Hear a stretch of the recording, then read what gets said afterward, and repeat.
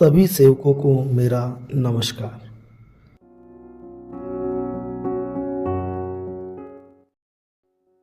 महान त्यागी बाबा जुमदेव जी ने अपने जीवन की परवाह ना करते हुए एक परमेश्वर के प्राप्ति के कार्य किए।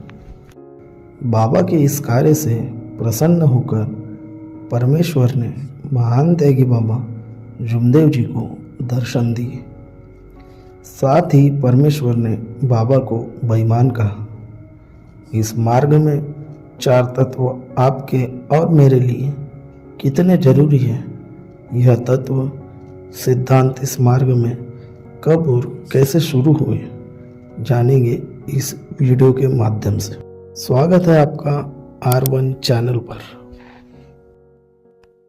मैं मरूंगा या जीऊंगा, जीवन के अंत समय तक आप ही को मानूंगा, ऐसा वचन महान त्यागी बाबा जुमदेव जी ने भगवान बाबा हनुमान जी को दिया। महान त्यागी बाबा जुमदेव जी ने अपने जीवन की परवाह ना करते हुए एक परमेश्वर के प्राप्ति के कार्य किए। बाबा के इस कार्य से प्रसन्न होकर भगवान बाबा हनुमान जी ने बाबा को दर्शन दिए। एक परमेश्वर की प्राप्ति के लिए विधेय अवस्था में रहते हुए भगवान ने महान त्यागी बाबा जुमदेव जी को दर्शन देकर बेईमान कहा। भगवान के इन शब्दों ने बाबा के दिलो दिमाग पर गहरा प्रभाव डाला और बाबा सोचने लगे, आखिर मुझे भगवान ने बेईमान क्यों कहा। भगवान कहते हैं बाबा से, सेवक मैं भगवान हूँ, तू मानव है। मैं जानता हूँ मानव यह बेईमान है, उनमें से तू एक मानव है।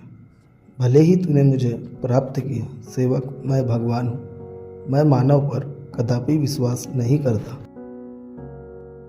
भगवान के इन शब्दों पर विचार कर महान त्यागी बाबा जुमदेव जी ने ईमान सिद्ध करने की ठानी और फिर महान त्यागी बाबा जुमदेव जी ने भगवान को ईमानदारी और निष्काम भावना से मानव को परमेश्वर के प्रति जगाने यानी जागरूक करने के कार्य करूँगा।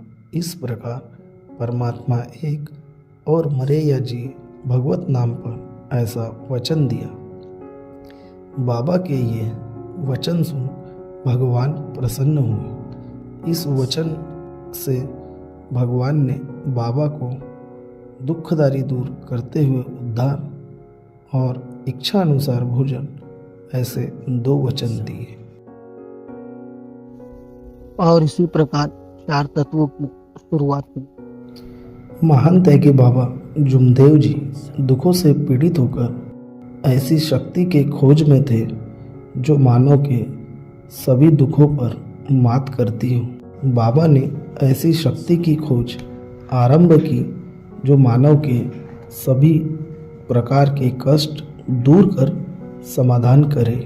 तब परमेश्वर ने उन्हें आकार में आकर दर्शन दिए। परमेश्वर बाबा से कहते हैं, तेरा है तेरे पास तो भी तू भूल गया।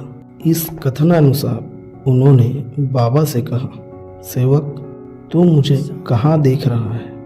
मैं 24 घंटे तेरे पास हूँ। जिस पल मैं तुझसे छूट जाऊंगा तेरा शरीर मृत हो जाएगा।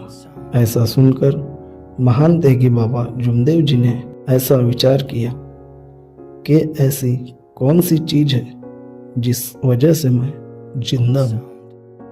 तब उन्हें ज्ञात हुआ यह वो वस्तु है जिसे हम आत्मा कहते हैं और यह आत्मा शरीर से निकल जाने पर शरीर यह मृत्यु हो जाता। शरीर यह नाश्वर है, आत्मा यह अमर है। आत्मा ही परमेश्वर का साक्षात अंश है। सभी जीव सभी प्राणी सब में यह विराजमान है। परमेश्वर का अंश सभी जीवात्मा में है। संपूर्ण जीव प्राणी मानव सजीव सभी की आत्मा मिलाकर एक परमात्मा यानी एक है, ऐसा बाबा को ज्ञात हुआ। यह बाबा ने पहचाना, इसीलिए बाबा परमेश्वर को परमात्मा एक माना। वह आत्म ज्योत है जो आत्मा बाबा के पास है वही आत्मा दूसरों के पास है। इसका अर्थ सभी मानव समान है। इसी कारण बाबा सबको समान मानते हैं। मानते हैं कि बाबा जुमदेव जी ने किसी भी मानव को अपने पैर पर माथा टेकने नहीं दिया, ना ही अपने पैर छूने दिए। बाबा का यह मानना था कि आत्मा यह किसी दूसरे आत्मा के सामने झुकना यह आत्मा का अनादर होकर पर्याय परमेश्वर का अनादर है। परमेश्वर यह कोई व्यक्ति ना होकर वह निरंतर चैतन्य शक्ति है। वह आकार में आती रही। वह शक्ति अदृश्य है, वह दिखाई नहीं देती, फिर भी उसके गुण दिखाई देते हैं। परमेश्वर का अंश मानव आत्मा सभी सजीव में उसका अंश, इसीलिए परमात्मा यह एक मार्ग का पहला तत्व बना। इस मार्ग में चौथा तत्व इच्छानुसार भोजन, यानी खाना नहीं समझेंगे और अच्छे तरीके से इन दो तत्वों के मरैया जी भगवत नाम पर। यह इस मार्ग का दूसरा तत्व जो बाबा ने वचनानुसार परमेश्वर को दी। इंसान यह इस धरती पर पैदा हुआ, फिर भी वह बाकी प्राणियों जैसा ही है, बस फर्क है तो बुद्धि का। इस बुद्धि के प्रयोग से वह जीवन को सही तरीके से जीता है और इसी बुद्धि का उपयोग कर वह मोह माया और अहंकार में फंसता है, जिससे वह दुखी होता है। वह दुख के समाधान के लिए अनेक प्रकार के उपाय उपचार करता है, लेकिन जब उसके दुख नष्ट नहीं होते तब उसे परमेश्वर की याद आती है। वह यह भूल जाता है कि वह परमात्मा का ही एक अंश है।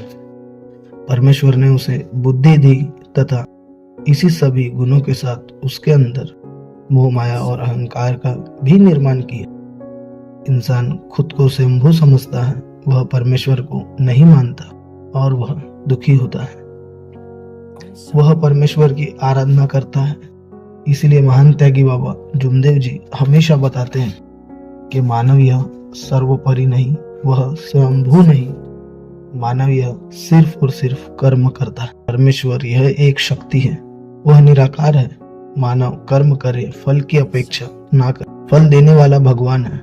हमें तो बस अपने जीवन में अपने कर्मों पर ध्यान देना चाहिए, वो भी बिना फल की आशा किए। इसीलिए मानव ने अपना जीवन जीते समय तक परमेश्वर के नाम का स्मरण करके भगवान के पसंदीदा कार्य करने चाहिए, ताकि अंत समय में मृत्यु आने पर परमेश्वर में उसकी आत्मा विलीन होती है। अन्यथा उसकी आत्मा परमेश्वर में विलीन न होकर अशांत रहते। 1,84,00,000 भोग आते, वह 84 लाख योनि घूमते रहते हैं। अगर हम जीवन जीते समय परमेश्वर को समक्ष रखें और उसके प्रिय कार्य किए तो शरीर से मोह माया अहंकार नष्ट होते हैं और हमारा जीवन परमेश्वर के नाम होता है। इसी को कहा गया है मरैया जी भगवत नाम। तीसरा तत्व दुखदारी दूर करते हुए उद्धार। यह इस मार्ग का तीसरा तत्व महान त्यागी बाबा जुमदेव जी के मार्गदर्शन अनुसार। अगर इस धरती पर मानव ने प्रेम का आचरण किया, वह सभी जीव आत्मा बड़े छोटे सभी से मर्यादा पूर्वक रहा और जीवन में सत्य का व्यवहार किया। यदि मानव परमेश्वर के पसंदीदा कार्य किए तो उसके शरीर से मोह माया अहंकार का परित्याग किया, ऐसा मानव परमेश्वर को सदैव प्यारा होता है। प्राकृतिक वातावरण, सामाजिक माहौल और बहुत से कारण हैं जो जीवन को जीते समय मानव को दुखी होना पड़ता है। इसी के साथ कई प्रकार के कष्ट आपदाएं जीवन में होती हैं और इसी दुख कष्ट और आपदाओं के चलते मानव कई उपचार करता है।